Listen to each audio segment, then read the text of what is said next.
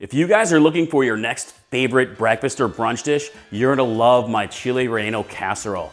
This recipe goes insane every single time I post it on social media. Everybody loves it.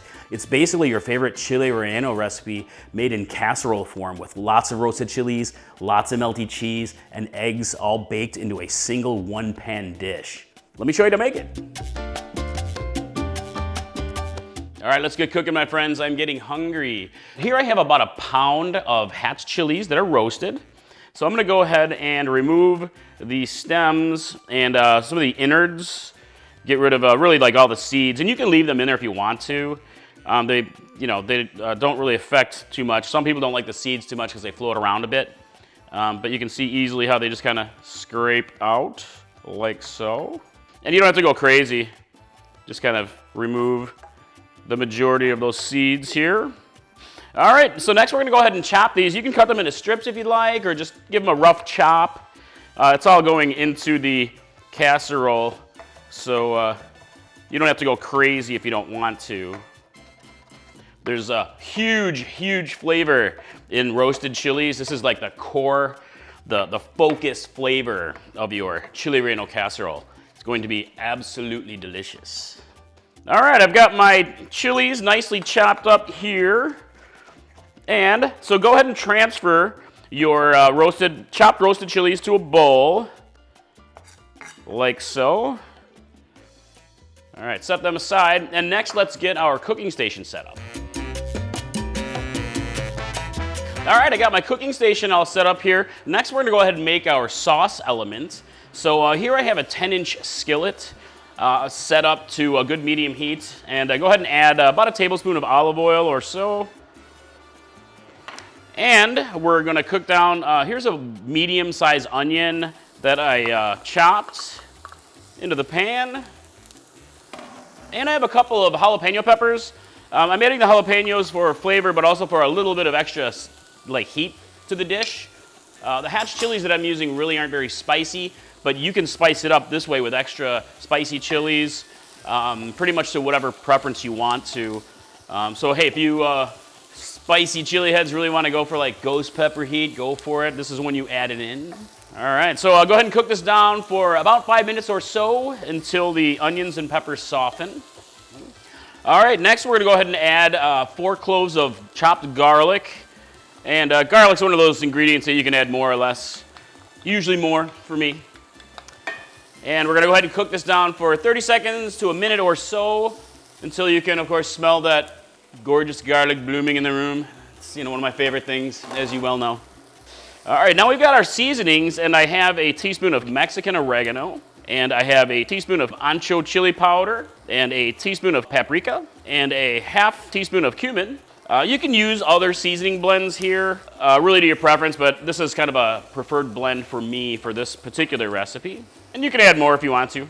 Don't forget a bit of salt and pepper. Just gotta let these spices bloom a little bit in the hot pan.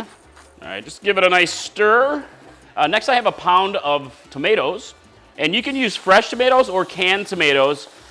This particular day I'm using canned. I'm using fire roasted tomatoes, which I think are just outstanding. But if your garden's going crazy with tomatoes, fresh is great. So go ahead and stir everything together, like so. And this is your sauce base. And gonna go ahead and reduce the heat, and we're gonna let it simmer for at least 10 minutes to let the flavors develop. And you can really simmer longer if you want to. If you simmer for a very long time, you might need to add a little bit of liquid to the pan if it gets too dried out. But let's let these tomatoes break down and get nice and saucy. All right, my sauce has been simmering nicely for about 15 minutes, actually. So the next step is to remove half the sauce, because we want to layer this. So I'm going to move this over to a bowl temporarily, just half the sauce. All right, so go ahead and move, just layer this up. You're going to spread the remaining sauce in the bottom of the pan, and you can remove it from heat at this point. And this is a one-pan dish, so I'm using the same cast iron pan to bake this. We're gonna go ahead and bake this. But if you want, you can move it over to a casserole dish or just something that you can bake for however you really wanna serve it. But okay, I've got this spread around the bottom of my pan. So the next thing we want to do is we're going to layer on half of the roasted chilies. Just kind of spread it around nicely, like so. And I also have 2 cups of cheese, so I'm going to go ahead and add a cup of cheese. All right, now we're going to go add the remaining sauce over the top of the casserole. And you can puree your sauce if you want it to be much more saucy, but it's going to break down. And I love a nice chunky sauce for this. All right, so then go ahead and add your remaining roasted chilies. Spread it around. Looks good, huh? And now add half the remaining cheese. Save a little bit for the topping. But next, also I have 4 eggs. We're gonna go ahead and beat the eggs. I'm gonna scrambled egg mixture. It's gonna really make this casserole awesome. All right, so go ahead and just pour it right in. You can fit more eggs if you want to. 4 eggs is a really good amount for us.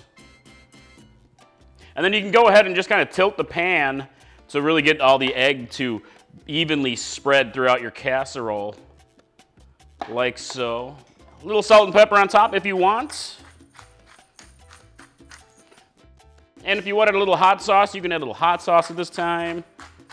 I know you guys like hot sauce. All right, I'm gonna go ahead and add my remaining cheese over the top. Sometimes a little paprika on top is kind of a nice for a color as well, or chili flake. All right. All right, looks good. All right, so next, go ahead and preheat your oven, which I've already got preheated, by the way. It's heated to 350 degrees Fahrenheit. So I'm gonna go ahead and bake this for 20 to 25 minutes or until the egg sets, and then we will take a look. So this recipe is super customizable.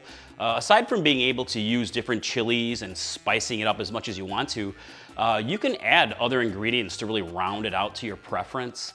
One of my favorites to include is refried beans. I think it adds a really nice flavor element to it. But you can also add a protein. Definitely one of my favorites is spicy Mexican chorizo. I just absolutely delicious, and I have a homemade version of that, yum. But you can also add chopped chicken, and that really kind of makes it a little bit fuller of a dish. It's also really good with crispy tortilla chips, so I'd love to hear how you serve yours. Check it out, my friends, nice and bubbly. It looks amazing, it smells awesome in here. Chile Relleno Casserole, yum. I cannot wait to dig in. All right, let's give it a taste. Nice and cheesy. Seriously awesome roasted chili flavor. You're gonna love this one, yum. Chile Relleno Casserole, my friends. Serve it as it is, or serve it with tortillas with extra toppings and definitely hot sauce. I hope you love it as much as we do, and I'd love to hear what you think in the comments below. And I definitely hope to see you at the website at chilipeppermadness.com, where I've got over 1,000 more spicy recipes waiting just for you. So, all right, see you in the kitchen next time. Mike from Chili Pepper Madness. Bye.